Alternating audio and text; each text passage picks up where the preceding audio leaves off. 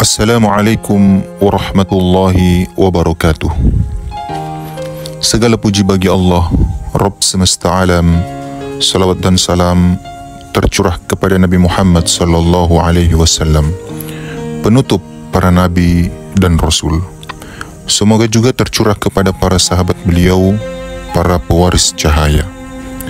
Hari ini mari kita selami kisah seorang laki-laki yang dijanjikan surga, yang namanya ditakuti setan, yang keadilan dan wibawanya menggetarkan dunia, tapi hatinya selembut embun pagi.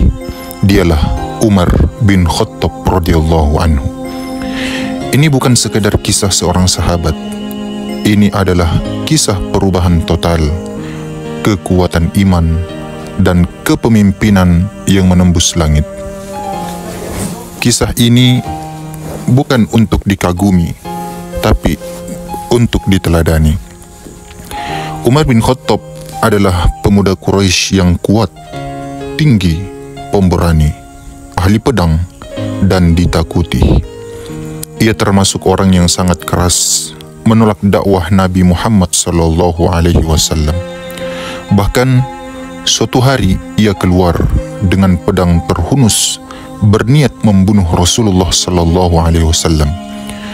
Tapi di tengah jalan seseorang berkata, "Sebelum kau bunuh Muhammad, urus dulu keluargamu. Adikmu Fatimah dan suaminya Sa'id bin Zaid telah masuk Islam." Umar pun marah. Ia mendatangi rumah adiknya. Ia mendengar bacaan Al-Quran, lalu memukul iparnya dan menampar adiknya hingga berdarah.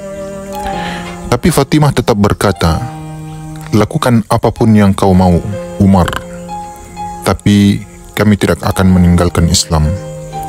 Hati Umar tersentak. Ia melihat lembaran Al-Quran dan membacanya. "Taha, kami tidak menurunkan Al-Quran ini kepadamu agar engkau celaka, melainkan sebagai peringatan bagi orang yang takut kepada Allah." Hatinya luluh. Umar langsung pergi ke rumah Al-Arqam, tempat Rasulullah dan para sahabat berkumpul. Saat mengetuk pintu, para sahabat ketakutan. Itu Umar. Ia datang membawa pedang. Tapi Rasulullah sallallahu alaihi wasallam berkata, "Bukalah pintu. Jika dia datang dengan niat baik, sambutlah. Jika buruk, kami hadapi." Begitu masuk, Umar berkata, "Wahai Rasulullah, aku bersaksi bahwa tidak ada Tuhan selain Allah dan engkau adalah utusannya." Takbir bergema hingga seluruh Mekkah mendengarnya. Sejak hari itu, Islam keluar dari persembunyian. Umar berkata, "Bukankah kita di atas kebenaran? Maka kita harus terang-terangan." Ia lalu berjalan ke Ka'bah bersama Hamzah radhiyallahu anhu. Dua singa Allah melindungi Rasulullah. Umar adalah tameng bagi umat Islam. Saat hijrah, orang-orang pergi diam-diam. Tapi Umar pergi dengan terang-terangan, membawa pedangnya, panahnya, dan berkata, "Siapa yang ingin istrinya menjadi janda dan anaknya yatim, silakan hadang aku di luar kota Mekkah." Tak ada yang berani menyentuhnya. Setan pun takut padanya. Rasulullah sallallahu alaihi wasallam bersabda, "Wahai Umar, demi Allah, tidaklah engkau menempuh jalan kecuali setan akan mencari jalan lain." Hadis riwayat Bukhari. Setelah wafatnya Abu Bakar As-Siddiq radhiyallahu anhu, Umar diangkat menjadi khalifah kedua. Masa kekuasaannya penuh keadilan. Ia memecat gubernur yang hidup mewah. Ia berjalan malam hari menyamar, memastikan rakyatnya tidak kelaparan. Ia tidak mau ada jarak antara pemimpin dan rakyat. Di zamannya, Persia takluk, Romawi pun mundur, Mesir, Syam, dan Irak masuk dalam wilayah Islam. Namun ia tetap hidup sederhana, pakaiannya tambalan, tidur beralaskan tanah. Pernah Kaisar Romawi mengirim utusan, dan sang utusan terkejut melihat pemimpin umat Islam tidur di bawah pohon sendirian. Utusan itu berkata, "Engkau telah berlaku adil, maka engkau bisa tidur dengan tenang, wahai Umar." Saat musim paceklik, Umar tidak makan daging. Ia hanya makan minyak dan roti kering. Ia berkata, "Bagaimana aku bisa makan enak, sementara rakyatku kelaparan?" Bahkan perutnya mengeluarkan bunyi karena lapar. Ia berkata pada perutnya, "Berbunyi sesukamu, tapi aku tidak akan memberimu makanan enak hingga rakyatku kenyang." Inilah pemimpin sejati yang merasakan derita rakyatnya, bukan hanya mencatatnya.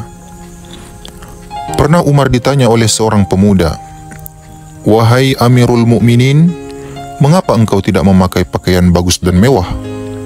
Ia menjawab, "Cukup bagiku Allah dan akhirat. Dunia ini akan kutinggalkan." Ia menolak diangkat sebagai raja. Ia tidak mau anaknya menjadi penerus kekuasaan. Tak ada dinasti. Ia ingin keadilan, bukan kekuasaan. Suatu hari, saat sholat subuh di Masjid Nabawi, seorang majusi bernama Abu Lu'lu'ah menikam Umar dengan belati beracun. Darah mengalir deras. Umar jatuh. Ia tetap menyuruh Abdurrahman bin Auf menggantikan jadi imam dalam keadaan sekarat. Ia bertanya, "Apakah salatku sah? Apakah kaum muslimin sudah salat?" Lalu ia berkata, "Jika salat masih ditegakkan, maka Islam masih hidup." Sebelum wafat, ia berkata kepada anaknya, "Wahai Abdullah, pergilah kepada Aisyah, mintalah izin agar aku dikuburkan di samping Rasulullah dan Abu Bakar." Aisyah menangis. Ia berkata, "Dulu aku ingin kubur itu untukku, tapi aku berikan kepada Umar." Maka Umar pun wafat, dan hingga hari ini ia berbaring tenang di Raudhah di samping dua kekasihnya, yaitu Rasulullah dan Abu Bakar. Saudaraku, Umar bin Khattab mengajarkan kepada kita, keberanian bukanlah keras kepala, tapi keberanian menegakkan kebenaran. Keadilan bukan slogan, tapi tindakan yang menyentuh hati rakyat. Pemimpin bukan dinobatkan, tapi diuji oleh penderitaan umat. Dan saya yang paling penting, setiap orang bisa berubah, bahkan yang paling keras bisa menjadi yang paling lembut jika hatinya bertemu kebenaran. Allahumma ja'alna min ibadikal adilin. Ya Allah, jadikan kami hamba-hambamu yang adil. Anugerahkan kami hati seperti Umar, keadilan seperti Umar, dan ketakwaan seperti Umar. Masukkan kami ke dalam surga bersama sahabat Nabi radhiyallahu anhum ajma'in. Wassalamualaikum warahmatullahi wabarakatuh.